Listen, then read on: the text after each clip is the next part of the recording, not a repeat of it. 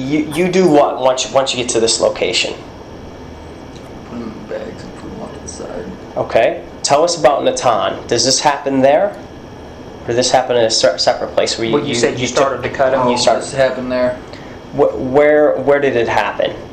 In the vehicle? Outside of the vehicle? Outside of the vehicle. And what do you do? I began to try to saw a leg, and I couldn't bring myself to finish it. I can't do that. How far did you get? Maybe about that far, and I was like, I can't do that.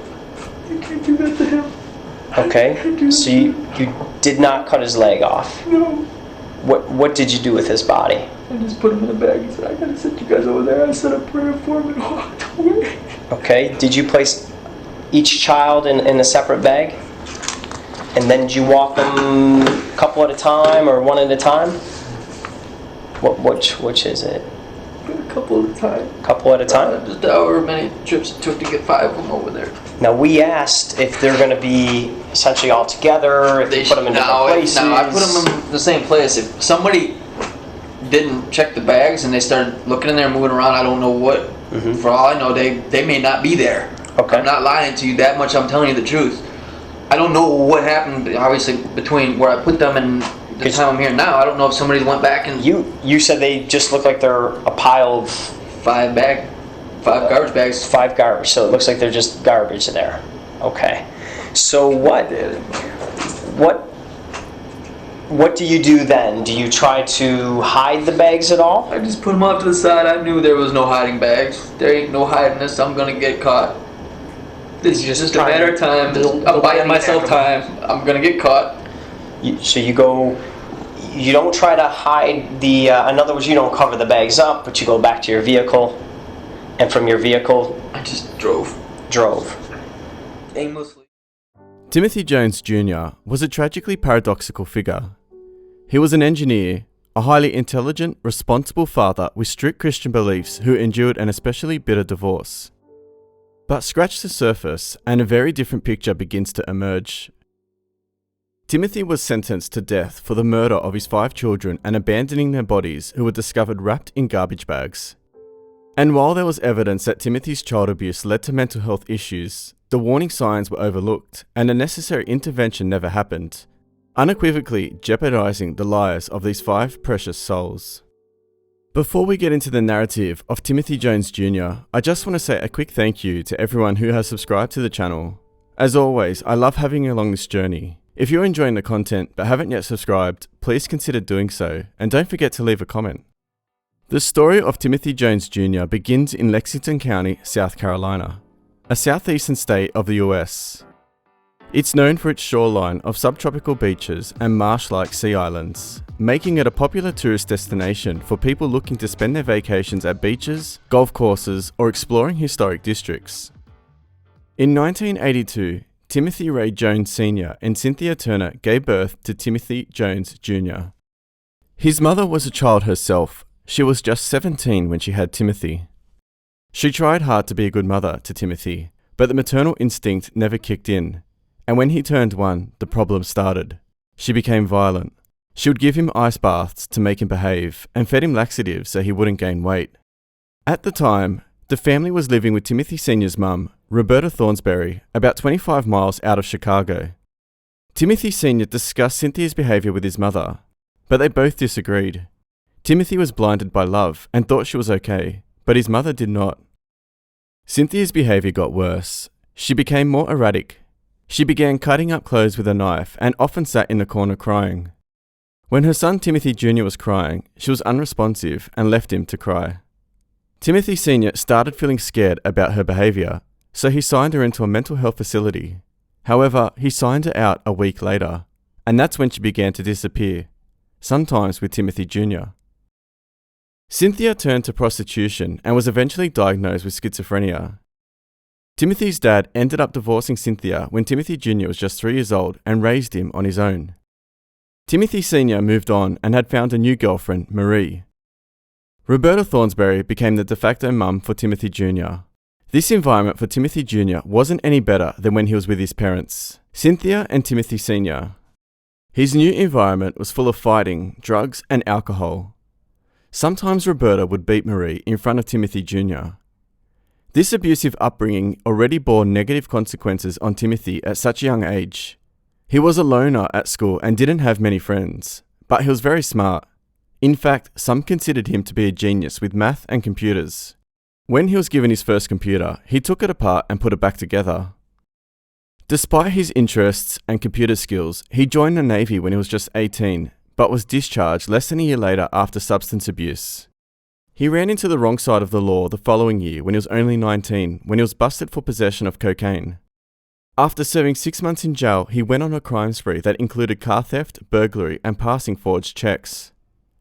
This time, he was handed a longer sentence, 7 years in Illinois prison.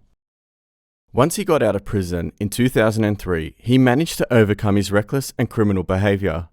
He converted to Pentecostalism, a form of Christianity that emphasizes the Holy Spirit's work and the direct experience of the presence of God by the believer. Like most Pentecostals, he didn't drink alcohol or consume illicit substances, and he didn't watch TV or movies.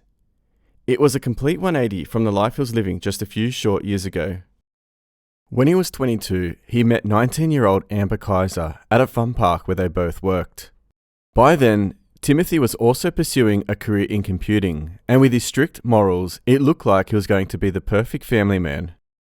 They started dating, fell in love, and got married after a few months in a suburb west of Chicago. However, it wasn't long before Amber realized that Timothy had very traditional ideas about how a married woman should act. Amber was expected to dress conservatively and raise lots of children. Between 2006 and 2008, Amber gave birth to the first 3 of their 5 children, Mara, Elias, and Nathan.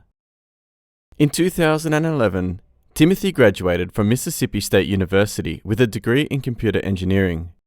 He used his new credentials to get a job with Intel in Columbia, South Carolina as a computer engineer earning more than $80,000 a year. With a good income, Amber presumed they get nannies and a big beautiful home. Instead, for reasons unknown, Timothy Jr. moved his wife and kids into a dilapidated trailer house in Lexington, South Carolina. Timothy was seen to adore his children, but was very strict with their upbringing. He believed he should be raising his kids with a firm hand.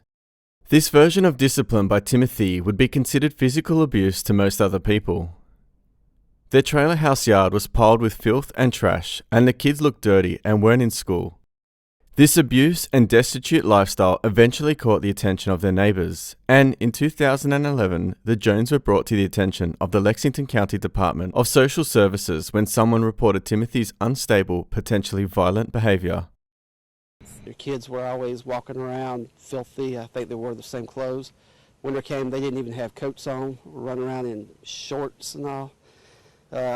Little boy always had diapers hanging down to the ground. When a DSS caseworker visited the family, she found a pregnant Amber and their 3 children homeschooled.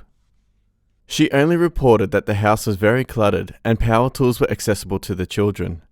So they put in place a safety plan to get the household clean and safe for the children. During 2011, DSS made 3 more uneventful visits to the Jones house to follow up. But when a caseworker made an unannounced visit on October the 28th, Timothy became so hostile that the caseworker had to call the police. The caseworker determined that the children were suffering from maltreatment and neglect that presented a substantial risk of physical injury. So DSS developed a new treatment plan, but no action was taken to protect the children. It's now 2012, and their 4th child, Gabriel, is born. DSS caseworkers returned to the Jones home, where they found documented physical violence and neglect at the home, but again, no action was taken to protect the children. In May of that year, Amber filed a domestic violence report with the Sheriff's Office and DSS. She claimed that Timothy had threatened to snap her neck in front of the children and to shoot the neighbours. She also said he had played chicken with an 18-wheeler while she and the children were in the car, then headbutted and spat on her. DSS suggested she go and get shelter, but Amber refused. They came up with another safety plan, but no other actions were taken. A month later, feeling suffocated by Timothy's demands, Amber had an affair with a 19-year-old neighbour. When Timothy found out, he took the children to Mississippi to live with their relatives. Amber called DSS to report her children as being kidnapped. However, the caseworker told her that since they had no formal custody arrangement, there was no kidnapping. They told Amber to get a family lawyer. Unfortunately, she didn't have a job or even a driver's license, so that was impossible. Amber went to Mississippi to get her children, but as it turns out, blood is thicker than water, and Timothy's relatives refused to hand them over. Then Timothy stopped paying the utility bills at the South Carolina home, leaving Amber with no place to live. She was 6 months pregnant with their 5th child and homeless, so she moved to Ohio to live with her mother. DSS closed the case in October 2012, saying the risk is reduced and services no longer needed. On December 2, 2012, the Jones' 5th child, Abigail, is born. At some point, Timothy came back to Lexington County because in March 2013, a schoolteacher there contacted Lexington County DSS to report that one of the Jones children had head lice, and Timothy had considered using kerosene and a heat gun to treat it. Over the next 2 months, school officials made 2 more reports to DSS of suspected child abuse, including repeated spankings with a belt. After those allegations, Lexington County DSS did nothing to ensure the children's safety, but instead drafted yet another safety plan. That summer, Timothy filed for divorce from Amber.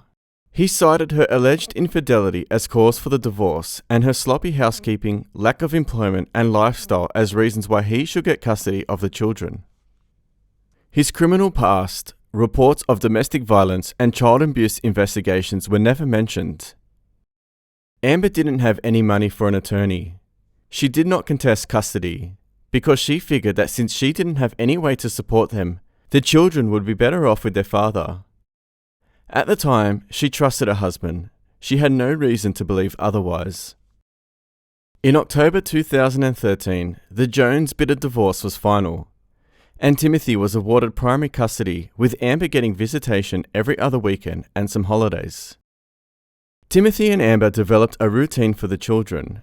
Amber would call Tim at 7 p.m. every night in order to talk to the kids. Amber was devastated but did everything she could to show she could raise her kids. She started to study, found a job, and took driving lessons. And every Saturday she would meet the children at a restaurant under the watchful eye of Timothy. Amber's trust in her now ex-husband was tragically misguided. All signs pointed to continuing abuse.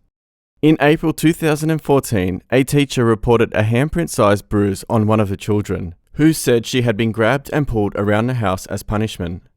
DSS did not investigate this allegation. In May, another report was made to DSS claiming one of the children was choked and thrown against the wall, leaving bruises on the child's neck and jaw. And he came, and I'm almost positive it was just him that was in the room at the time. And he walked back, and I noticed the bruising on his neck.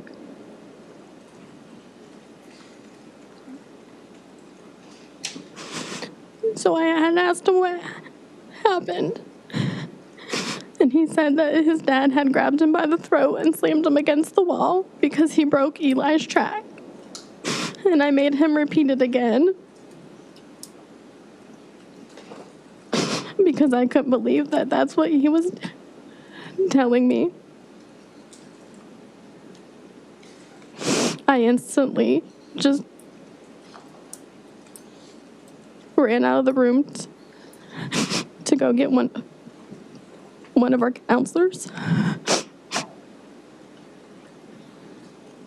Did Natan show you what happened? Yes.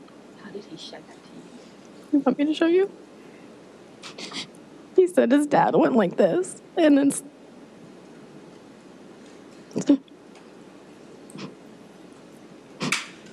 slammed him against the wall.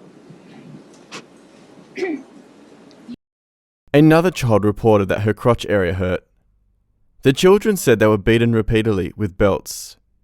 They were also forced to do push-ups and excessive exercises as punishment.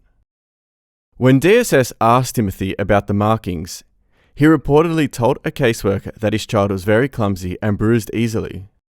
A month later, the children's babysitter called DSS, reporting that she walked in as Timothy was about to hurt one of the children. She also stated that Timothy withheld food from them.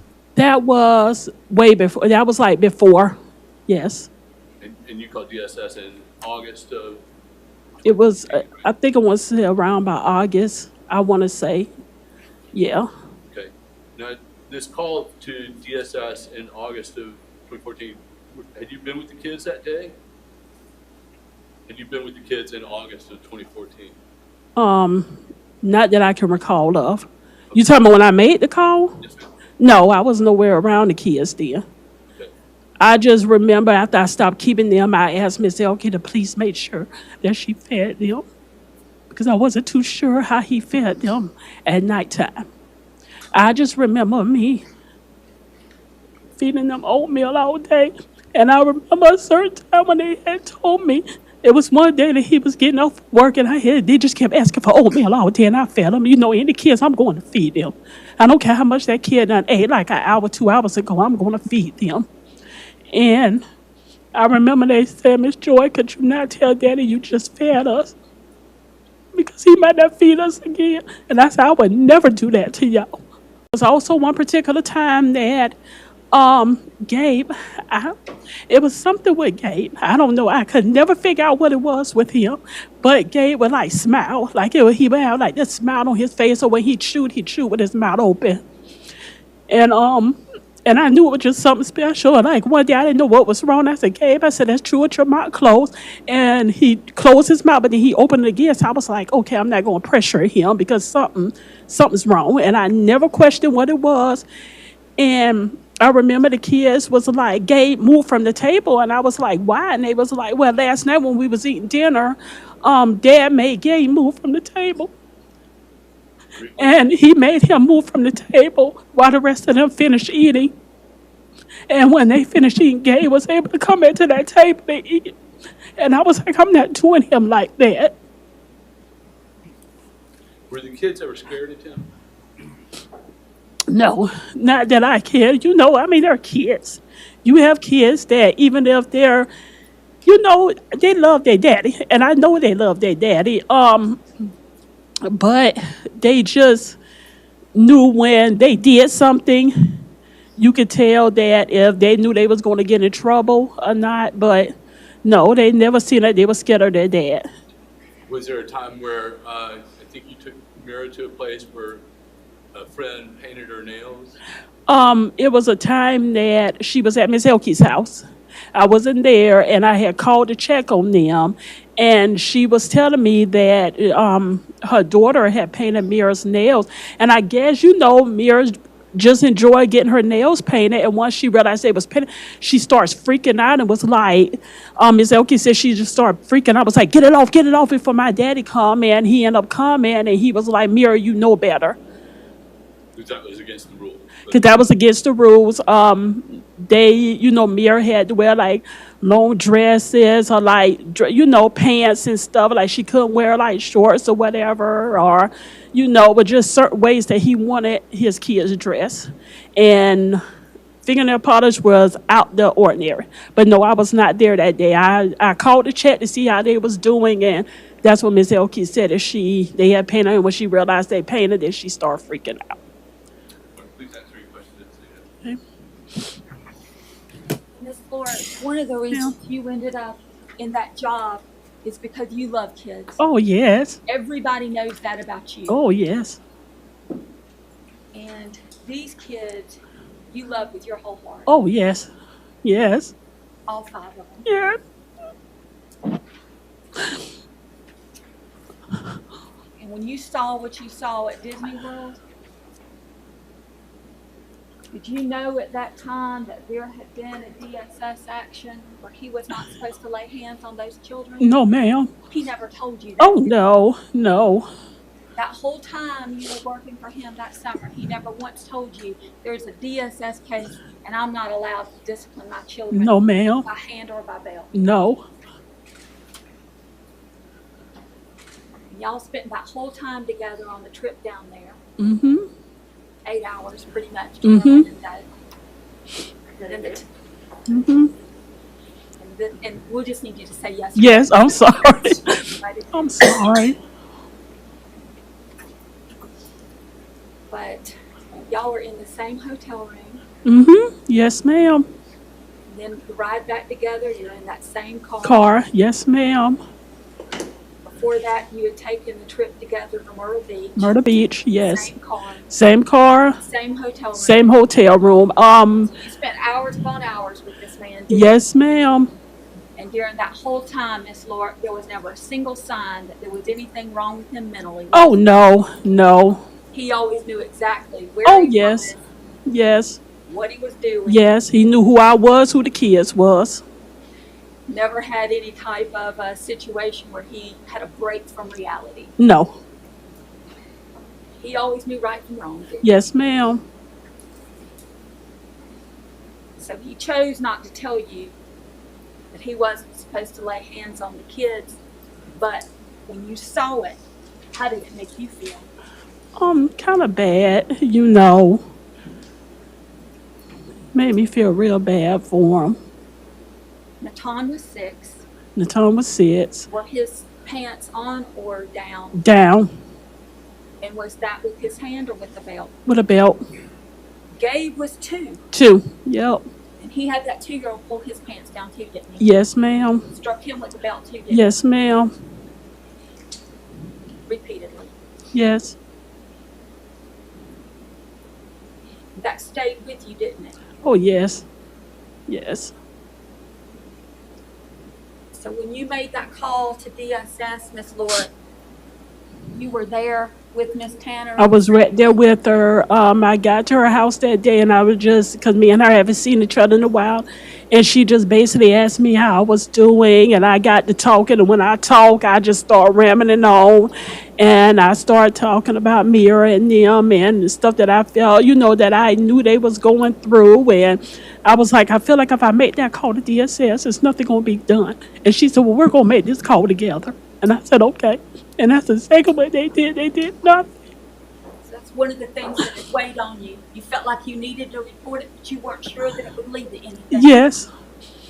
It still weighed on you when you talked to Miss Tanner about it, and the decision was made to call DSS. Yes. Even though in your heart you felt like Yes. they wouldn't do nothing. Yes. Yes. You were right there when that call was made. Oh, yes. That call into DSS, did it name Natan as the person that had been hit at Disney World? Yes. Did it name Gabe, Gabe, 2-year-old, as the yes. person that had been hit at Disney World? Yes. So DSS had that information. Yes, ma'am. During a home visit, a caseworker noted bruises on one child's face. Again, no action was taken to ensure the children's safety. A month after that, in July, a teacher called DSS to make yet another abuse report after seeing bruises all over 3 of the 5 children. And yet, despite all of that, a DSS supervisor closed the file. Then, on August 7th, 2014, just weeks before the murders, an anonymous caller reported physical abuse to DSS. When a caseworker and a sheriff's deputy visited the Jones home, they found the child with a bandaged eye, which Timothy claimed was from his sister accidentally hitting him with a doorknob. But the caseworker found evidence that Timothy had been beating one of his sons and wasn't feeding the children.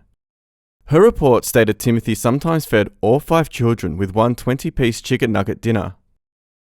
Timothy also stated he didn't want to send his kids back to public school because he does not want the school to report the beatings. The caseworker made a report noting substantial risk of physical abuse to the children, but once again, no action was taken to remove them from the home.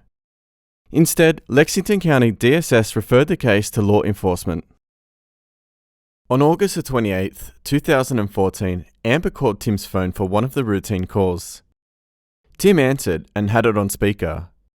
She heard Natan crying and asked Natan what was wrong. Natan said, "Mum, I didn't mean to." Amber heard Tim say in the background, "You could have killed yourself, son." Tim was getting mad. Amber was trying to calm the boy down and heard Natan dry heaving. She was asked by Tim why she was always defending the kids. She let him know that she was tired of hearing the kids cry all the time. Tim told her to shut the fuck up and hung up the phone. She tried calling back 6 or 7 times and got no answer. Amber was not concerned when Timothy didn't return calls. It wasn't uncommon for Timothy to disappear for the weekend.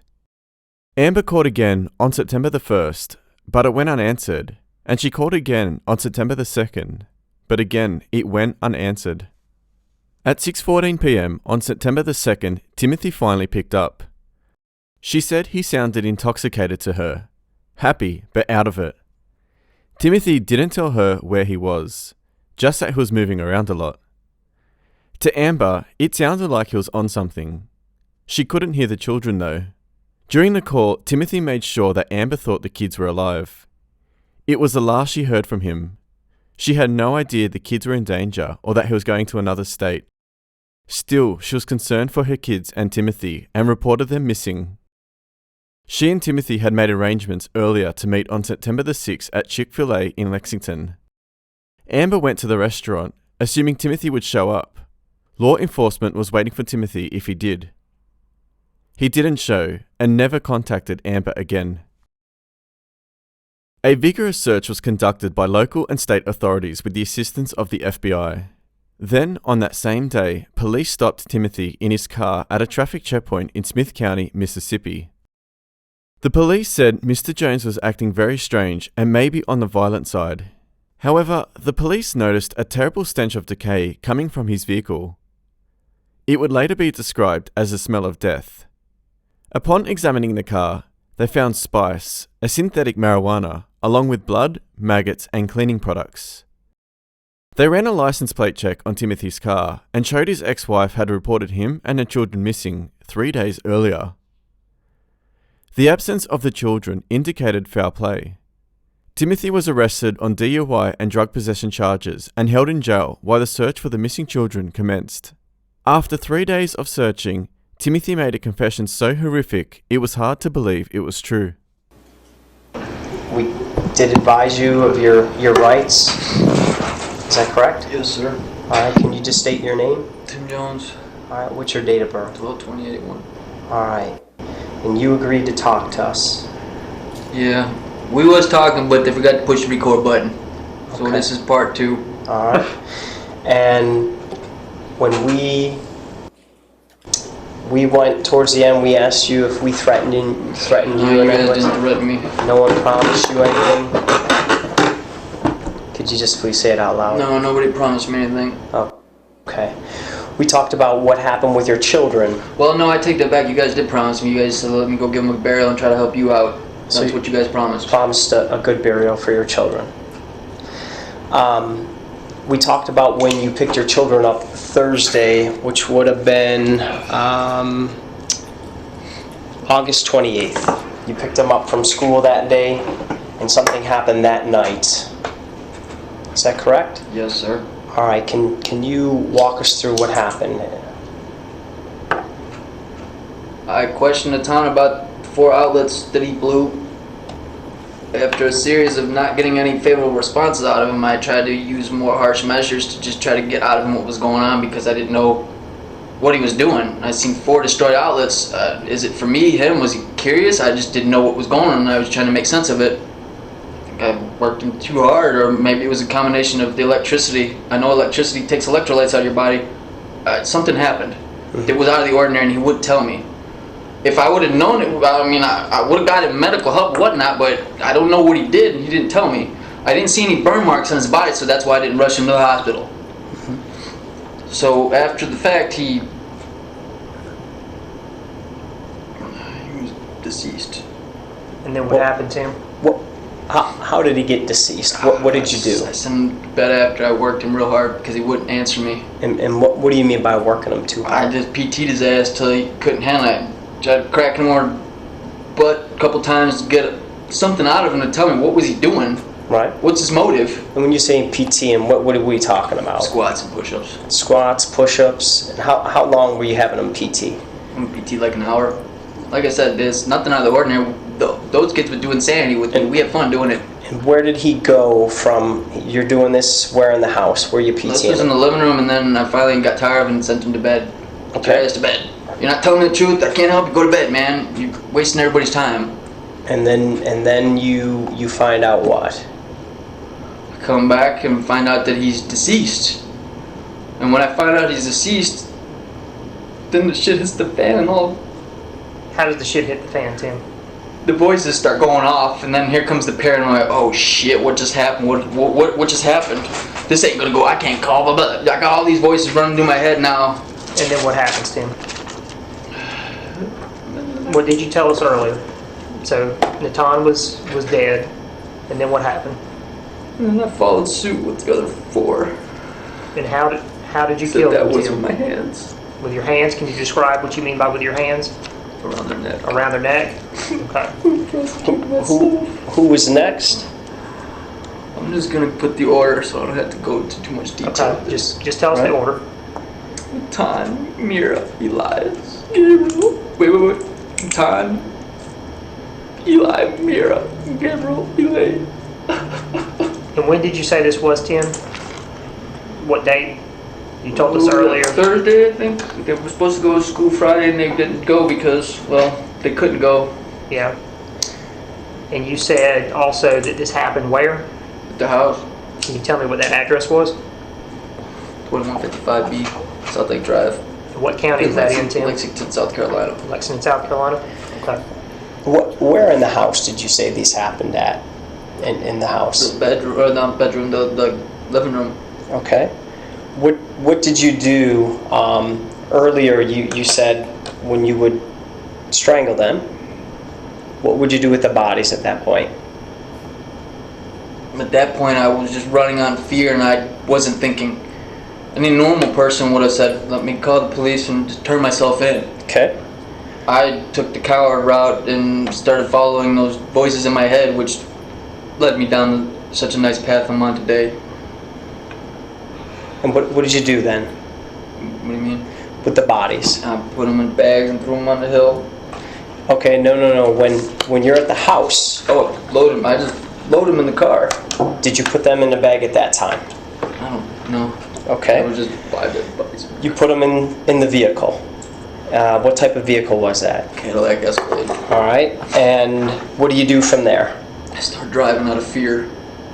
Tim, tell us, what was your original plan to do with the bodies? Now that we've had a chance to talk about it. I don't know what my original plan was. I had so many thoughts going through my mind. What were some of them? Because you wrote some notes and you bought some I had supplies. 100 different thoughts about what I could do. Okay. I don't want to sit and incriminate myself, but No, you're fine. I had a bunch of different things. We went over this, but part of your plan was to do what? The bodies? I think originally I intended to go do all that stuff that I wrote down on the paper, but Which then I was couldn't what? bring myself to it. Right? What What was it? to do stuff to just get rid of the corpses. Do you remember what step 1 I was was? gonna dissolve them or something like that. I was gonna cut them up and I was gonna do all kinds of stuff. Did you write down that you were going to burn the bodies? I think I was gonna burn them, yeah. And you were going to, what was step 2? Boil them, or I forget what it was. That's what I'm trying to tell you. I don't remember everything. Yep. Yeah. Did you write that you were going to... I wrote stuff down that it was in the context of that time, but All right. Was it something that you were going to cut the bodies up? something I could bring myself to do. Yes. All right. Let's take a look All here. right, Tim, while he's looking that up, I also want to clarify when you last saw Christina, your next door neighbor. Oh, when I last saw her, the kids were actually still around. She said she spoke to you on the 2nd. She talked to me. She talked to you on the 2nd. When I last seen her. Mm-hmm. And the children, so she talked to you on the phone then? Mm-hmm. Okay. And the children were And I deceased lied, and I lied to her and told the kids, yeah. Okay. Okay. I want to go through this real quick with you. We don't have to spend a lot of time on this, but we went over this. What is day 1? Burn up bodies. What's day 2? Saw down bones. What's day 3? MB smiley face. Dissolve and discard. Okay, so your initial plan was to do these things with their bodies. That was one of them. I told you there's other stuff. That just happened to be the one that's materialized. I had a million thoughts going through my Okay, mind. let's go over this. This is what? Head to the campground, melt bodies, and send bodies to dust or small discard by a sanitation plant. Okay, so these are some of the things that were going through your head? That's just a small amount of stuff that was going through my head, yes. Did you write this before or after you killed the children? After. After? I wasn't premeditating this, no. Okay. This was not premeditated. This was a, oh shit, what just happened? So you had the bodies in the vehicle. Did you write this in your house, in the car? Where did you write these notes? That was on the back of a clipboard in the house, I think. Yeah, I would think that would have been in the house. I'm not good at writing and driving. Okay. Did you do this before or after you put the bodies in the car? I don't remember. Okay. I'm sorry, those details I don't remember.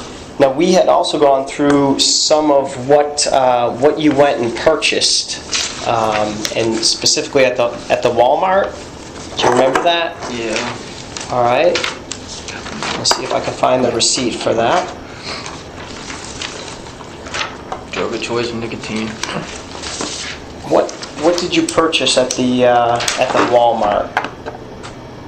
I don't remember. Which Walmart? This would have been the one in West Columbia. Pull up the receipt, I don't remember. Okay. Did you buy a saw there? Yeah. Oop. You're okay. Did you buy? Let's go over this receipt here. This receipt is going to be from Gusser Road in West Columbia. Okay. All right. And the date here is 9/3. So this is after, because what happened to the children was on Thursday. What day was that? Is that correct? 28th. That's the 28th. That makes sense. Now 9/3, this is on Wednesday, so this is after the weekend. And where have them children been the whole time? With me. Where? Driving around a vehicle, I think. Where are they though? They're with me in the car. Okay, they're all in the back? Yes. Okay. Well, in the middle, not back. So back implies the back where you open it. And I you, see. I you see. told me earlier you had them covered up in some sheets or blankets. Yeah, I threw blankets and a shitload of air freshener. So you have their bodies there. You go and you purchase what? Walk me through what you're purchasing here. I don't know what that rose. All right. What's this? A dusk mask. This is actually Gatorade, but Oh, dusk mask, some goggles, and some hand saws. some jab saw it says, And a multi-saw. multi-saw. What's this here? Some muriatic acid. And what's this here? I think a 5-gallon pail. All right. Were you purchasing this stuff at that time because you initially thought you might be able to go through with this? Partially, and then I couldn't bring myself. You just couldn't do it. Okay. So one of the next receipts we kind of talk about is going to be several days later. I had these thoughts in my head to try to do this, and then I couldn't bring myself to do it. Okay. Now we go to the following day. This is going to be the 4th.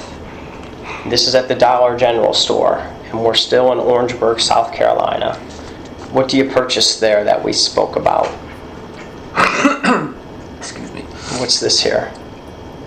Some trash bags. Trash bags. Why'd you buy those trash bags? To do what now? To put the bodies in. Okay, but then to throw some of my own trash out too. Okay. I had a lot of stuff in the vehicle I was trying to throw out. Now, you said you're just driving around. You have the bodies in the car, and where are you going at that time? Nowhere, I guess, because in my mind I'm just running. I have nowhere to go.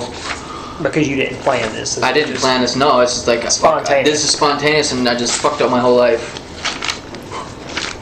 Okay. One bad incident, and I'm not following through with what I should have, and I. Now we spent some time really trying to figure out where your children are at. Yeah. What did we kind of come up with? Looking somewhere on Route 10 between, I think, Greenville and Camden. Well, let's go back to Okay. September 5th, Yeah. Friday night. What did you tell us happened Friday night? September 5th. That was when you said your vehicle got stuck? Yeah, Tell us about that. I pulled off to the side at somebody's house to try to collect myself to see where I was at. Yeah. And in the process of pulling back onto the road, I got stuck in a You ditch. got stuck, and what happened? The tow truck had to come out. He called a wrecker. All right. Did you have any law enforcement contact that night? A law enforcement just showed up on his own. He was patrolling and Okay, can you describe what he looked like? probably about maybe 5'10", shaved hair, Caucasian male. Okay. When you have contact with this officer, where are your children? In the car. Okay, they're dead in the car. Yes, sir. Okay, and they're still where you set them. Yes, sir. What's going on in that car since they've been sitting for so long? I mean, you kill them on Thursday. No, they weren't sitting there. Some of the time I took a couple days and just stayed home. Okay. Did you leave them in the vehicle? Or were they in the house at that time? I think they were in the vehicle and I was just sitting there. Not what you think. We want to know what the truth I believe that they were in the vehicle. But you're talking about the weekend it happened. Yes, and I was just sitting there thinking, what am I going to do? Okay. Well, does that make sense? Yes, it makes sense. Does this tie this together? Because that's what I'm trying to tell you what I know. Sure. So all I'm saying from that Thursday, though, the 28th, and you say after all this happens, you place their bodies in the vehicle. Yes. Between then and the time you come in contact with the officer, and that would be Friday on September 5th. So we have over a week's time that has passed by. Your children are still in the vehicle. Is that correct? What date? Friday. When you have contact with the law? Yeah, so the next Saturday was, yeah. Okay, so they're in the vehicle the whole time. What's kind of happening in the vehicle? As far as how does it smell in there? Stinks like shit. What's happening with the children? You were telling me before. The blood was probably just coming out of their bodies because I just left them in there. And I believe that, well, as far as I know, I think when your body dies, blood and water separate. I think that's... Now, we had asked, because you purchased the saws and everything, had you used any of the saws on your children? I think I tried to start on the time and I couldn't bring myself to do it. Okay. And we'll get to where that happens. Had you tried with any of the other children? Mm-mm. No? He was kind of the whole center of this thing. Mm-hmm. He's what kind of started this all. He triggered us all. If he would have told you what happened to the outlets that night, I would have went and acted appropriately to try to help him. None of this would have happened. I think he didn't tell me because I think it was intended for me. I think that's why it would make sense for him not to tell me. So let me ask you, so you have contact with the law enforcement officer Friday night. The children are still in the vehicle. That would have been on the 5th. The 5th, yes. Saturday's when you get picked up here. The 6th. That's going to be the 6th. That's Saturday. But that Saturday morning, we look at this receipt. And this is where? The Greenville, Alabama. Greenville, Alabama. And what, do you remember what you buy there? 10 packs of cigarettes and some Zuzus and Wham Whams. Okay, and I just see groceries, so I don't know what you purchased there. Yeah, candy bars. And if the time on the receipt is correct, it's telling us 8:18 in the morning. Yep. Your children, they're still in the vehicle with you. You're positive about that on Saturday? Not the whole day, yeah. Okay, at that time though? Yeah. Okay, so you go from Greenville, Alabama, and then the next receipt we have is Camden, Alabama. And what do you do in Camden? I pulled some money out. I was intending to go to Vegas. Okay. And you take out $500? $500. All right. Now, that time is at 1:06 p.m. At that point, were the children in your vehicle? I don't believe they were. I think that they were gone. You already disposed of them? Pretty sure. Okay, Right. so... With that in mind, can you describe to me what you were telling me earlier about where you disposed of your children at? They're in some wooded road, log truck looking thing off on the side in bags. Was it a 2-lane road that this was off of? I think so, but I'm not 100% sure. Okay. You said it was a heavily wooded area? It was heavily wooded. It looked like if you went up in the area where I did, it was either like some of the trees got knocked out of the way, like people potentially either starting to clear it, or maybe somebody came through there and was bulldozing up ATV path or something. I don't know. It wasn't something that was incorporated. That's kind of what I would say. It was unincorporated. Unincorporated. Your children, you do what once you get to this location? Put them in bags and put them off to the side. Okay. Tell us about Natan. Does this happen there? Or did this happen in a separate place where you? Well, you said you started to cut him. You started. This happened there. Where did it happen? In the vehicle? Outside of the vehicle? Outside the vehicle. And what do you do? I began to try to saw a leg, and I couldn't bring myself to finish it. Oh, I can't do that. How far did you get? Maybe about that far, and I was like, I can't do that. I can't do that to him. Okay, so you did not cut his leg off. No. What did you do with his body? I just put him in a bag and said, I gotta sit you guys over there. I said a prayer for him and walked away. Okay, did you place each child in a separate bag? And then did you walk them a couple at a time or one at a time? Which is it? A couple at a time. Couple at a time? Just however many trips it took to get 5 of them over there. Now we asked if they're going to be essentially all together, if they put them in different places. No, I put them in the same place. If somebody didn't check the bags and they started looking in there, moving around, I don't know what. Mm-hmm. For all I know, they may not be there. Okay. I'm not lying to you that much. I'm telling you the truth. I don't know what happened, obviously, between where I put them and the time I'm here now. I don't know if somebody went back and... You said they just look like they're a pile of... 5 garbage bags. 5 garbage, so it looks like they're just garbage there. Okay. So what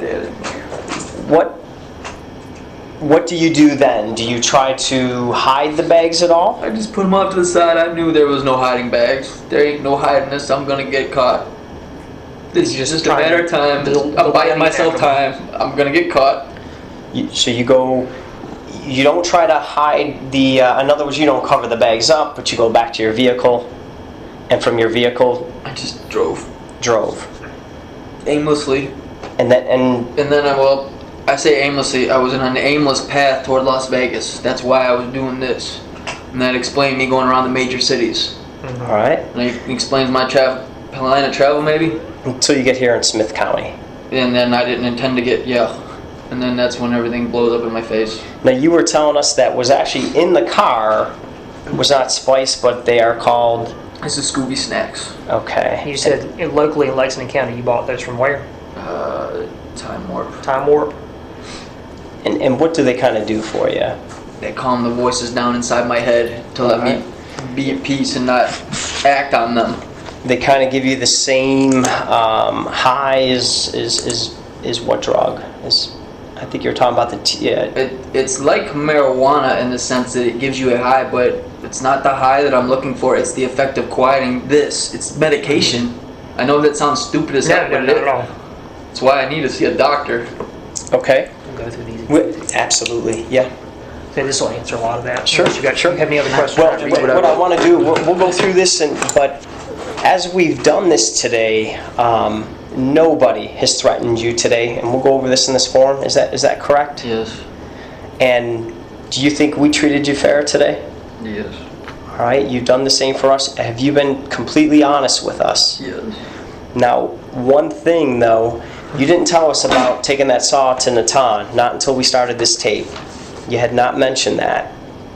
But I told you we're gonna perform autopsies on your children. We're gonna find them. Mm-hmm. And you're telling me the 4 children, 4 of them, we're gonna find out that they were suffocated. Now you're grabbing your hands, you're putting them around your throat. That's what you did? Yeah. Okay, that's how you suffocated them? Did you put a pillow over that? No. No. All right. If you could just say out loud what you're doing. I use my hands to suffocate my kids. Is there anything else we need to know, Tim, about what happened to him? Anything you may have attempted to do to him afterward? I used a belt too. Used a belt too? How'd you use a belt around their necks? Did you do that with all 5 children? No. With who? Who did you use the belt on? I forget which ones. Okay. I used it as... What is the autopsy going to show with Natan? I don't know. Mm-hmm. Did you use the belt on him? It's gonna. I don't know. I didn't use the belt on him. No, I came in and he was gone, and that's when I went into panic mode, if you will. Mm-hmm.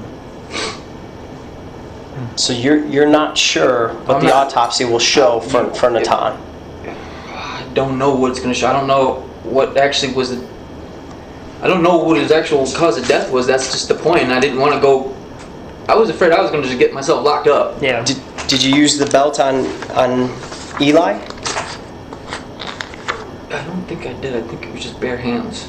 I'm not 100% sure. I don't want to lie to you. Those memories Yeah, are clouded. Well, what about, who do you remember using the belt on? Babies. On the babies? Who were the babies, Tim? Pardon? Gabriel and Elaine, is that correct? Elaine is also known as Abigail, right? Okay. And when you say the belt, you put the belt around their... I used to strangle them. You used to strangle. Why didn't you use your hands with them? I don't know. At that point, I wasn't thinking. At that point, I was just thinking, run, get rid of the bodies, and you're fucked, Tim. Were the older children, did they put up a fight? I mean, what person's not? Right. You told us earlier that Eli said something to you before you killed him. What did he say to you? Take me with, Dad. What do you think Eli meant when he said that? I think he just wanted to go where I was. He knew Natan was gone. Mm-hmm. So I don't know exactly what he meant by that. I mean, I don't know where he thought I was going. I didn't even know where I was going at that time. This is just happening.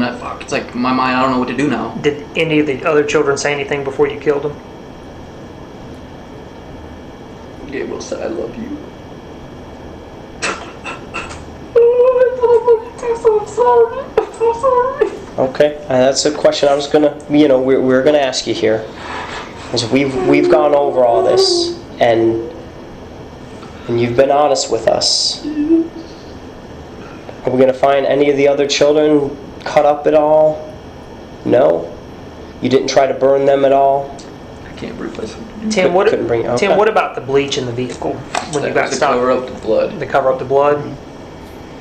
I also, in honest truth, I do like bleach because it makes stuff smell clean. So you're probably trying to get rid of some of that odor. Not just that. I mean, no. So I mean, I would carry it around in the car even if because I liked bleach and it made stuff clean. Like, you want to go?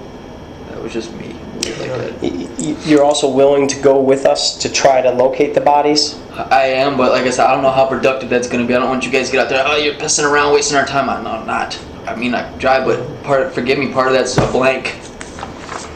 All right, Tim, we ran through these questions earlier. You've heard them all, so there's no surprises. Unfortunately, we got to do it again because of the issue with the recorder. First question is, do you know where you are? Yes. Where is that? Smith County. Smith County? Do you know who you are? Tim Jones. Tim Jones. What's your date of birth, Tim? 12/28/1. Do you know why we've been talking to you? Trying to find out what happened to my kids. Okay. Do you understand that you've just confessed to a crime? Yes. Do you understand that your confession will be used against you in court? Did you confess voluntarily? Yes. Did anyone threaten you if you didn't confess? No. Can you speak a little louder? No. No? What do you think will happen to you as a result of confessing to a crime? I have no clue. No clue? Okay, fair enough. Why did you decide to confess? I didn't do the right thing. To do the right thing? That's exactly what you told me earlier. Do you feel guilty about the crime which you just confessed to? Yes. Yes? Okay. If so, why? I felt that I took measures that were extreme, not necessary because of fear. I fear my life because of kids. Okay. Did you do the crime on purpose? Natan was an accident. He was an accident. That was really an accident. I was just trying to find out what was going on. If you look at that picture of me holding my little son, yeah, it's just a picture of me with the older one trying to say, son, what's going on? Mm-hmm. And he wouldn't tell me, and I don't know if he was messing with the stuff, and so the PT took him over the edge. Natan was an accident, but you murdered the other 4 children. Yes. Okay. Why did you do that? We talked about this earlier. The voices started kicking and said, you better do something, you're fucked now, Tim. Okay. What were you trying to accomplish by doing this crime? Just trying to flee because I knew my time was short. I was going to get in trouble anyway. I'm not good at being bad. I'm not a good criminal. When did you decide to do this? After Natan had been gone, I started listening to what was going on in my head and I carried it out.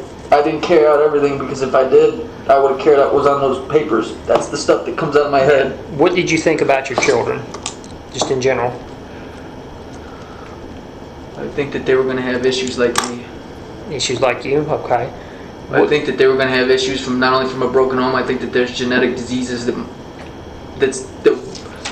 think that there was some things that my dad, if you guys had seen yesterday, he doesn't know about my mom. Yeah. I think that there's things I know about my mom, even though I wasn't around when that happened, because I think I've got some of what she has. What kind of people do you think the children were when you committed the crime? I understand this is a weird question for what we're talking about, but we had to ask it earlier too. I think they were conspiring. Think they were conspiring against you? It seems to make the most sense to me. I mean, why else would somebody go do something like that and not tell me what he's doing? Do you understand that you've just... sorry, I'm getting behind myself. When you did this, did you think your actions could hurt the children? Yes. Yes? So you knew that what you were doing to the children was going to... I knew that what I was harm them or take their lives. It was to protect myself. Okay. I know that sounds fucking pathetic. Now, when you did this crime, did you know it was wrong? At the time, I didn't think any of it was wrong. It happened in this happenstance, and let me finish it up now. Okay. When you did the crime, did you know it was against the law? At the time, I didn't think about the law, so I'm going to say no. Okay. The law didn't come into my mind. I wasn't caring about the law. Dealing with dead children in my hands. Fuck the law. I'm in trouble, man. My kids are dead. Yeah. Did you think you might get caught? No, you're fine. I knew I was going to get caught. I'm not a good criminal. It was a matter of time. Gotcha. Why did you think that? Just because you weren't a good criminal? I'm not a good... Grandma's told me something that's the truth. Tim, you ain't... I told it to my kids too. You guys ain't good being bad, so be good. What did you do to protect yourself from getting caught? Start driving and try to disguise the bags. And then get rid of the stuff at the house. What all did you get rid of at the house? Everything. I gave the neighbor... You're just saying your general possessions. Yeah, I just didn't think about keeping my stuff anymore. The hell with it. Yeah. I gave all my stuff away. I mean, my life's over. That's what I thought about it. Have there been times you wanted to do something like this but decided against it? I mean, I've had these thoughts, but none of this happened until this actually materialized. That's what I'm trying to tell you. Okay, why didn't you do that in the past if you've had these thoughts before? Why didn't I? Yes. I didn't have any reason to act on them. No reason to act on them? Okay. Would you have done this if a uniformed officer had been standing next to you? Yes. Even I wouldn't have cared, no, man, because... elbow to elbow with you, you would have still I wouldn't done have this. cared, yeah. And here's why. At that point in time, I didn't care because I saw myself as a damn target. And I saw him as having a gun in his hand, if you will. I know he was a kid, but that's how I saw it. Like, shit, he's... And when you say him, you're talking about... Natan. Natan. And how old is Natan? 6 years old. 6 years old. Did anyone tell you to do this?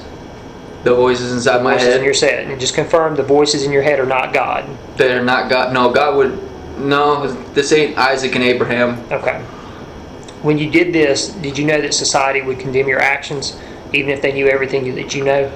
I mean, at the time, I sort of didn't care. You didn't care? Okay. Yeah, I was like... I don't know, I felt like I was marked for dead, if you will. And I was just acting accordingly. Did you have any strange or unusual mental experiences around the time of the crime? Yes.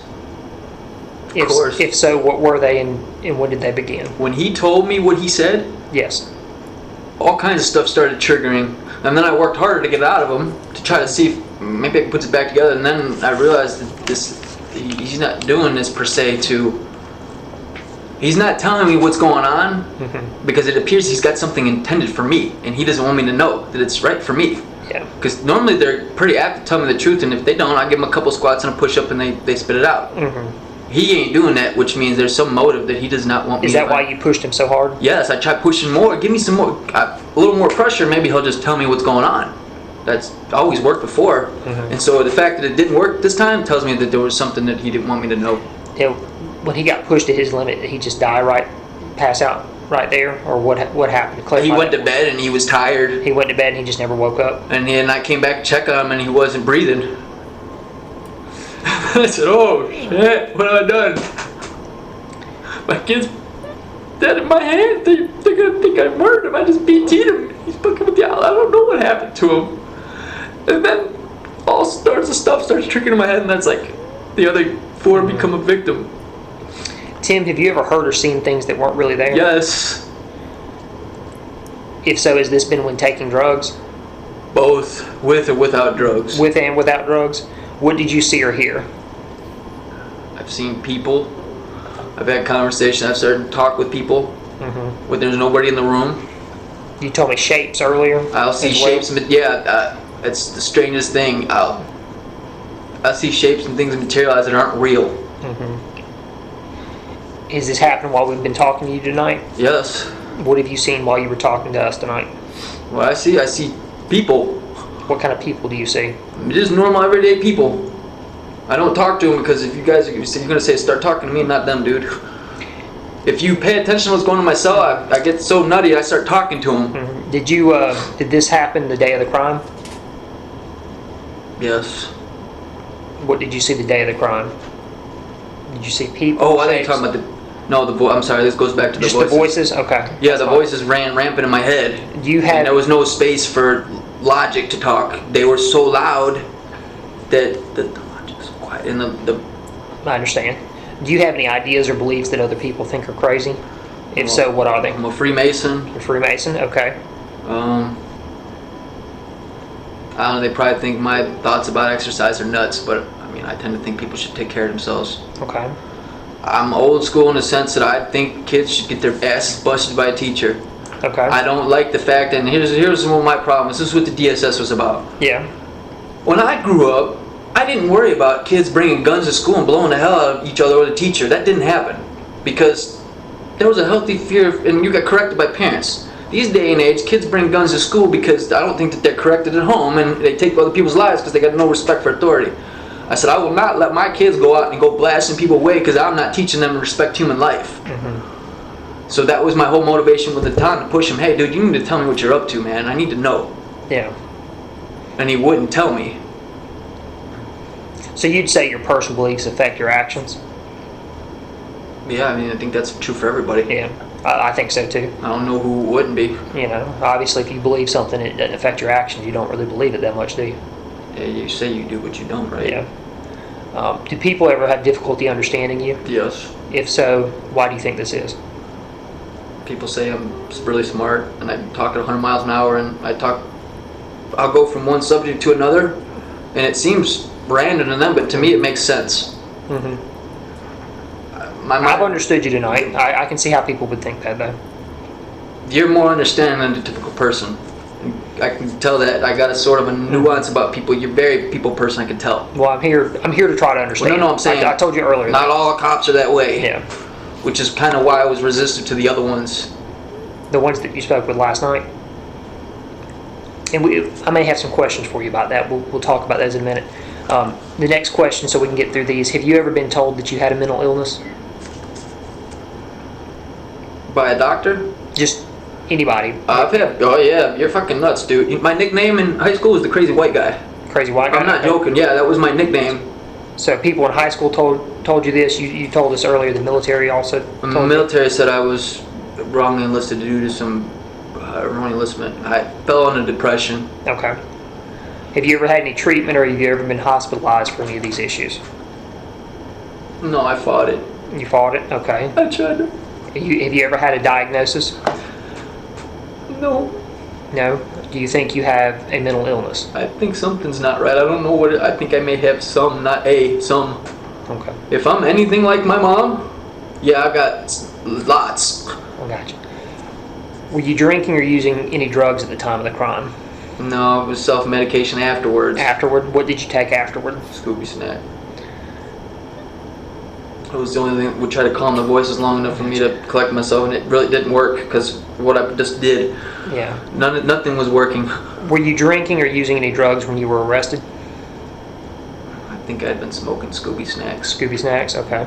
Speaking of that, can I have another one, please? Another cigarette? Yeah. Oops, steal 20 bucks from my wallet and have to buy some more.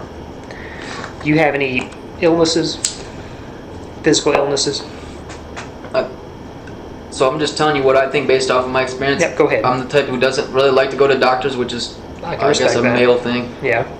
I think I got an ulcer. An ulcer? Yeah, and the reason why is because I get those sulfur burps. They like eggs, and I don't know. And then also, some foods will just do a number to my gut. I've been told I might have colitis or Crohn's. Okay. My digestive tract sensitive. That's why you don't see me eat much. I got you.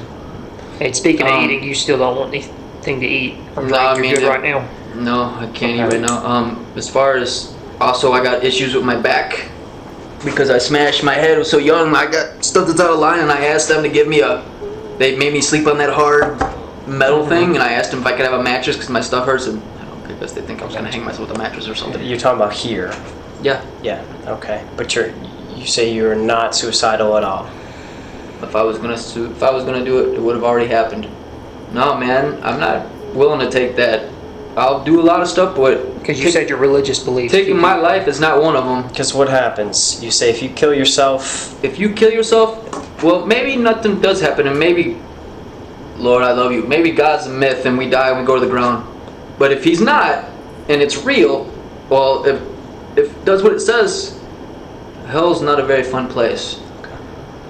I don't think it plans on freezing over anytime soon. I don't want to go there. Were you taking any medications before you were arrested? I don't think so. Okay. Were you taking any medications at the time of the crime? And you talking about Like prescription medications? So I mean, I had ibuprofen and naproxen. Okay. So those, yeah, but nothing like. To me, that's all I had. Okay. I didn't have anything Fair else. enough. That's all they gave me. And we talked about this question earlier. Have you ever had a seizure or fit? I don't know what the word fit means, but I think I may have had some seizures, the non-violent type. Okay. Did you have one the day of the crime in question? I don't think so. You don't think so? I can't say that I Okay. did. Have you ever been knocked unconscious? Yes. Yes. If so, when? I mean, I grew up as a young teenager in Chicago, and I had to protect myself because I'm white, and most of those guys aren't white, and they don't like me because of my skin color. And you know what that means. And you said earlier that you were not treated for these injuries. No, I'm a stubborn ass and don't go to the doctor unless I need to. Is there... I got a few things. We started off today at 17:30, or I'm sorry, 19:30, about 7:30 p.m. Does this sound right to you? Yeah. Okay. So we've been here for a number of hours. It's 10 o'clock? It is currently 10:53 p.m. Okay. Okay. 10, that's yeah. Central Time. This is actually okay. So we're going off of. It's actually 9:55 p.m. Okay. So we've been here a number of hours. What time is it? It's 9:55. My wristwatch didn't change time zones. You're from Yeah. Carolinas. Yes. Yes. And in that time, you've had a number of cigarettes. Is that correct? Yes, sir. We've asked you if you want to use the bathroom, something to eat, something to drink. In fact, you've had something to drink here. Yes, sir. All right. A couple things I did want to go through with you before. We had talked about when this happened, the children, when this happened in the living room, you were saying the bodies were on the ground. Yes. And the other kids, did they know what was coming? I don't know. I mean, maybe they supposed. I had no clue. Mm-hmm. I wasn't exactly in a state of mind watching, hey, does he care? No. Right? Did they put up a fight? Well, I mean, what normal human's not? Okay, and I understand you're trying to tell me they did. And what do you mean by that, though? They didn't want to go. What do you mean? They didn't want their lives taken. Why didn't you get help? Before all this, you told us you had thoughts about this. Why didn't you get help? Just put it off thinking I'll do it tomorrow. I'll get help later. Why not give the children to your father? I didn't think that way. How about to their mother? She didn't want them. She said that they couldn't come with her if they had asked. The two of them, Natan and Mira, had made a plot, and they originally got DSS involved in the attempt they were going to try to get themselves taken out of the house. Mm-hmm. So they made up a bunch of lies, as the lady would say. If you talk to her, they made up some stuff that weren't true, and she found out. She got to the bottom of it. But Tim, why after things happened with Natan, you're telling us that was not done intentionally? No, that was not done intentionally. The other four it was done intentionally in the sense that I was trying to just get answers out of him. Okay. I didn't go and intentionally just go hurt him. Why not after you had plenty of time? You have over a week's time where those children, the bodies now. Because at that point, I'm not thinking anything but I'm screwed. I'm not thinking logically. If I was thinking logically, I would have done that. But I didn't. Logic went out the window. All right. I didn't think normal at all. At that point, I don't know. I wasn't myself. And after everything that's happened, you were questioned yesterday. You were questioned by the sheriff. You were questioned by people with the Mississippi State Police. You don't tell them the whole truth? Why not? The guilt hadn't eaten me yet far enough. All right. What you're telling us here today, is this the truth? Yes. The evidence that we're going to see, whether it's the autopsies or when we find the bodies, is it going to support what you're telling us here today? Yes, barring that I don't know what else you may see, poke, stab, Sure. thrown in the car. But I mean, they may have some crush, something in there. You're gonna find a mark on Natan's leg. Okay. And we did talk about, the sheriff had told you about a part of a scalp in the car. I don't know exactly how that came about. It may be just thrash of me putting bodies in there. Okay. I don't know where that came from. And I had asked you if there would be any broken bones and You might find some now. I don't know as far as. So I mean, did that happen before they died? No. No. Okay. Breaking bones wasn't a way to me to. I mean, I wasn't using them at that point. I wasn't thinking at that point, let me break bones to get what I'm going to do done. No, I was thinking, let me go get this done and get out of here. Well, and you know you're being recorded right now. Yeah, that's right. Yep, and you know this is voluntary, just like talking to us here today. I'm incriminating myself, I know. But after everything we've gone over, what is it you'd like to say about your actions? God, I'm sorry. Children, I love you. I hope I see you again someday if I'm worthy to. I'm sorry. All right, and you're willing to go with us tomorrow? I'm willing to, but I we don't want know to try where. to locate. I don't know where to look. I mean, I know the general vicinity. I don't know exactly where. I'm willing to try. So I'm telling you, I can't. I drove around with the intention that I wasn't ever going to have to go back there and look because I was so ashamed of what I'd done. I'll try. I don't know if I'm going to help you. I'll try, though. I surely will. Because they need a burial. All right, Tim, I just got a couple of just follow-up questions here.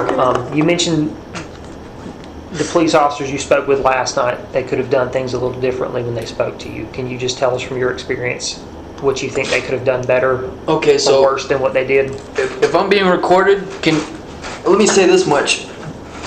Let me share my experience with this. So I've done time before. Okay. I don't know that it's yeah. I've been put up there in the rubber room. No clothes, no mattress, no nothing for the whole time. I asked him for a blanket just to cover up because they cut the shower off of me. I was using that to keep warm. Yeah. I feel that they could have gave me clothes. I said, give me at least something. So there's, I don't want to sound like I'm being nitpicky. I mean, I'm not the person to be nitpicky, but there's metal that's rusting. And I told them, guys, that produces tetanus. I don't want to get tetanus, and they don't care. Yeah. So if I lay on that, and you can see the paint was, look. So there's the paint from that's just one. If I pull the shirt off, you're probably going to find pieces on my back. Yeah. Yeah, I see it. That's the paint. Well, there's also rusted metal, and I'm afraid I'm going to get tetanus, but they won't give me any blanket or any mattress. Well, what about the interview yesterday, though? That's primarily what I'm asking about. So the reason I stiff-armed those guys is because, I don't know, they don't talk the way you do. There's something about your approach that makes it very easy to speak to you. They weren't that way. No offense, you're intimidating hell. You're an FBI agent. I'm not, so I have to talk to you. To me, you're here, and I'm way down here, and you're gonna crush me. You're the FBI. I'm just a nobody. Well, Tim, I feel like we've had a good talk this evening, and I appreciate you speaking to us. Man. There ain't nothing good here. Is there anything we could have done better in how what we all talked about this evening? Shoot, man, I've never been asked that question by you. Nah, I can't think of anything better, no. You think we were fair to you this evening and gave you an opportunity to tell your story? Yes, but if there's something that you could do for me, it would seriously be to contact my mother. Help me. If you guys really want to help me, please do. I didn't tell you the truth with the intention I was going to not get help. All right, Tim, would you be willing to speak with me in the future if I've got some more questions or some things I'd like to talk to you about? I'm sure you're going to if you see the bodies, yeah. Okay. That's expected. What do you mean? I mean, when you see the bodies, I'm sure you're going to ask me more questions just because that's... But you're willing to speak to us again if we need to speak again? There's no reason not to at this point. Okay. And I'm Detective... I'm not accomplishing anything by withholding the truth. Well, just for the record, I'm Detective Creech with the Sheriff's Department. I'm the case officer on this incident, and I'll be back in touch with you. I'm sure we'll have some more questions at some point, okay? And with me is David Mackey with the Federal Bureau of Investigations. No disrespect, man, about that comment, but you really are. That's Amber's world fell apart when she was told her 5 children were dead at the hands of their father. Timothy Jones Jr. stood trial for the murder of his children on April the 29th, 2019. He attempted an insanity defense at his trial, claiming he had undiagnosed schizophrenia. He claimed Amber leaving him to care for the children alone, despite the fact that he took them from her, had put undue stress on his mental state, which he self-medicated with alcohol and synthetic cannabis. His defense claimed he couldn't tell right from wrong at the time he killed his children. But at trial, Dr. Richard Frierson, a court-appointed psychiatrist who wasn't representing or being paid by either side, disagreed. Dr. Frierson concluded Jones knew it was legally and morally wrong to kill his children and was faking and exaggerating the symptoms of schizophrenia. Dr. Frierson also said he saw no evidence that what Jones was hearing was psychotic. Instead, he was hearing the inner dialogue many people have under stress. What he calls voices are really anxious thoughts that he doesn't like experiencing. He instead diagnosed Timothy with a substance-induced psychotic disorder caused by escalating use of synthetic cannabis in the months before the killings. Dr. Frierson determined Jones was sane and knew moral and legal right from wrong when he killed each child. His defense was also undercut by the fact that he changed his story. At one point, he claimed he was hearing voices telling him to kill his children and that he thought they were going to chop him up and feed him to the dogs. But at other times, what I personally believe is the truth slipped out. He said that he had gotten angry with Nathan for crying and saying he wanted to live with his mother. So Timothy strangled him in a fit of rage, and when Meryl walked in on him, he decided he needed to kill her too. He said he felt he had to kill the other children, rather than let them go to live with their mother. This version has the ring of truth to it, because, as a well-documented abuser, Timothy was also a control freak who only wanted custody of the kids as a way of getting revenge on Amber. He would rather take the lives than let her have custody. In fact, on the stand, Amber testified that Timothy had told her he would never let her have custody of the children. Emotions ran high when Amber testified about the breakdown of their marriage and the grief of losing her 5 children. At one point, she collapsed on the witness stand, hysterical, as she read a letter she'd written to her daughter.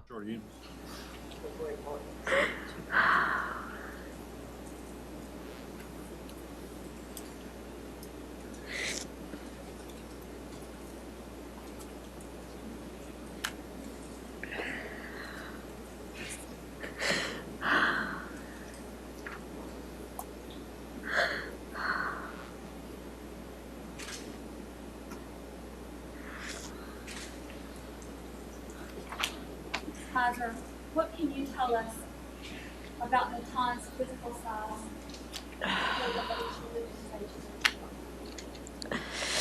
He was my tater tot. I called him Tater because he just couldn't catch up with his older siblings in height. He was very small. Small for a 6-year-old? Yes, ma'am. I'm going to show you what's marked. Defense exhibit 6 as evidence. And ask you what's in that photograph. I'm sorry, what's in this, what is reflected here? It's a $250 check written to Tim from me for the kids. What is in these photographs? 87, 88, and 89. This is part of the support you mentioned that you were providing for the children? Yes, ma'am. This is a letter to my son Elias from me. He sent a letter to my son Natan from me, and a letter to my daughter Mira from me. Why did you write those letters, Ms. Kaiser? Because I knew my kids were hurting over us not being together anymore, and I felt as though it was my place to apologize for breaking their hearts, for their broken home, but for all, and to also let them know that how proud I am of them.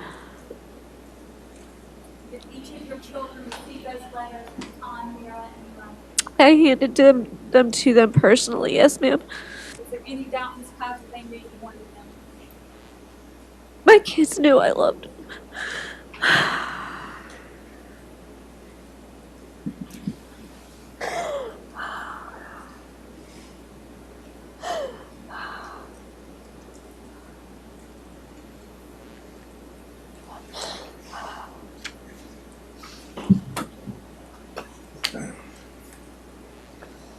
Those letters are already in evidence.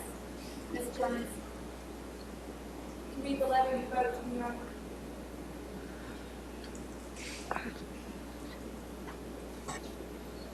I'm sorry.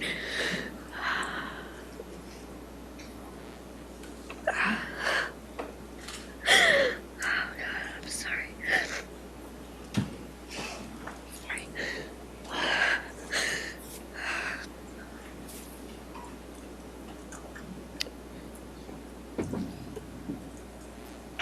Mira, my sweet, sweet daughter.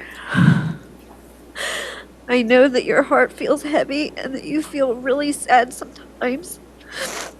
I want to reassure you, sweetheart, that you, along with your brothers and sister, mean everything to me. You kids are my world, and Mommy and Daddy were very blessed to have you. God. Oh, God. I'm sorry. I'm sorry. Mira!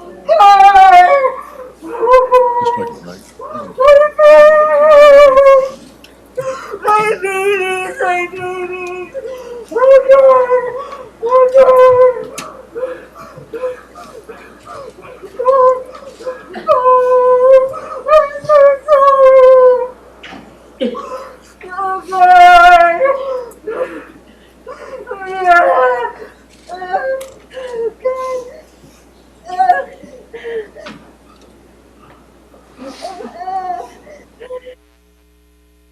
Amber testified that, quote, "When I heard what my kids went through and endured, if I could personally rip his face off, I would to make him feel everything they felt," end quote. She continued that she didn't want to put the Jones family through what she went through when she found out her children were dead. Quote, "I pray for Tim often, and his family often, and my family, who didn't get to know the children. I can't bring myself to want anyone to die. This is something I have to live with. There has been a lot of loss on both sides. I had 8 babies with Tim, 5 live births, 2 miscarriages, and 1 stillborn," end quote. A defense attorney asked Amber if she wanted mercy for Tim. She responded, quote, "I do, and I don't say that lightly. He didn't show my kids mercy, but I have to speak for my kids. Nothing justifies what you've done, and there's nothing you could say that would justify what you did to the kids. There's been so much loss, a lot of loss," end quote. Timothy's grandmother, Roberta Thornsberry, and father, Timothy Sr., begged for his life, asking a jury not to kill him because they had been through enough. Roberta said, quote, "Our family has been through enough. I don't think we can take any more. This has broken us so bad, I think that it would be the final nail in the coffin."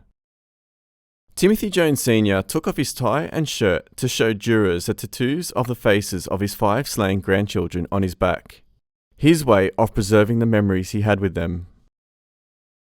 The details of the case were so gruesome and heartbreaking, the trial had to be recessed several times because jurors or witnesses broke down sobbing. The jurors described their experience in the trial as traumatic, and many had to seek psychological counselling afterwards. In the end, Timothy showed no emotion as the jury delivered a unanimous verdict. After less than 2 hours of deliberation, they found him guilty of all 5 murders. As to indictment 2015 GS 320188, 0189, 0190, 0191, 0195, the state versus Timothy Ray Jones Jr. We, the jury, unanimously agree on the existence of an aggravating circumstance. 2 or more persons were murdered by the defendant by act or pursuant to one scheme or course of conduct in the murder of a small child under the age of under the age of 11 or younger. And it is so signed by the foreperson.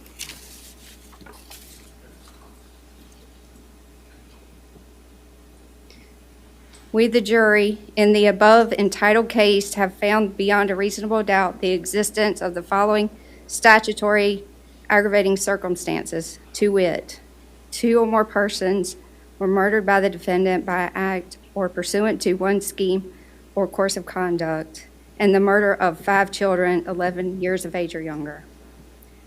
Now recommend to the court that the defendant, Timothy R. Jones, Jr., be sentenced to death. Amber is suing the South Carolina Department of Social Services for gross negligence. Her lawsuit claims that the agency's repeated failures to safeguard the children from a well-documented child abuser was the cause of her children's deaths. In fact, the state's dismal record on protecting its most vulnerable is itself well documented. The year before the murders, in 2013, several state senators formed the Department of Social Services Oversight Subcommittee and held hearings to hear the testimony from parents with experience in the system. Many of them told of similar inaction when presented with evidence of neglect and abuse. One parent stated phone calls, complaints, emails, contacts, subpoenas all go unanswered. 2 months after the Jones murders, the committee released its report.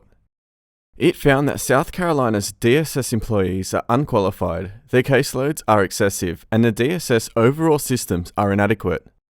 Because of its unreliable record keeping, DSS doesn't even know how many children in its system have been killed as a result of abuse or neglect. The criticism seems to have done some good. A DSS spokesperson stated that it has received increased funding for 177 new caseworkers and 67 new caseworker assistants. As for more training for its caseworkers and better record keeping, that remains to be seen. But there are larger issues here beyond just the incompetence of South Carolina's DSS, such as how someone with enough money was able to prevail in custody court despite multiple credible allegations of abuse. The plain fact of the matter is that he won custody of those children because he had enough money for an attorney. And Amber, who followed her husband's religious teachings and left the workforce in order to bear and raise 5 children, had none. Until they fix this shameful aspect of the custody system, where the parent with the most money wins, more children will be put in danger all over America. Amber Kaiser will never watch her children grow up. She'll never watch them get married, become a grandmother, and be there as a loving person who will offer wisdom and protection to her children when they feel vulnerable. Her life was forever altered when she fell in love with a man who had a long, sad, untreated history of abuse and trauma. Amber was a devout woman who bought into his long religious beliefs and forfeited her independence to make him happy. She thought she made the best decision for her children during the custody battle because Timothy would be a better provider. A decision like that doesn't come easy for any mother. It was a selfless act made with the best intentions. But she was cruelly misguided by this perception that Timothy, the father of her children, would do anything to protect them. She had no idea Timothy, an individual who worked at Intel and could recite quotes from the Bible, would take the lives of his own children. A child should feel safe in their father's arms. A father protects and guards their children. Whenever a child is scared, they can always turn to their father. No child should ever feel frightened of their father. Timothy Jones Jr. killed all 5 of his babies. In his words, part of him said, "I'm their father, and no father should be doing this to their children." Another part of him said, "Fuck it, they're already dead." The dictionary does not provide a specific definition of what constitutes an evil person. But for me, after going through the details of this case, it appears that Timothy Jones Jr. comes fairly close to being considered evil. I know for some that might be hard to comprehend, given his highly abusive upbringing and evident mental health issues. But he never saw treatment and wooed someone into marrying him and then started a family. This was the most selfish act that was destined for failure from the beginning, except no one expected the horrors to ensue. He got married, fathered 5 children, then divorced and murdered his 5 children, all within 10 years, leaving an irreparable wake of pain and destruction that only someone as evil as Timothy would be capable of doing.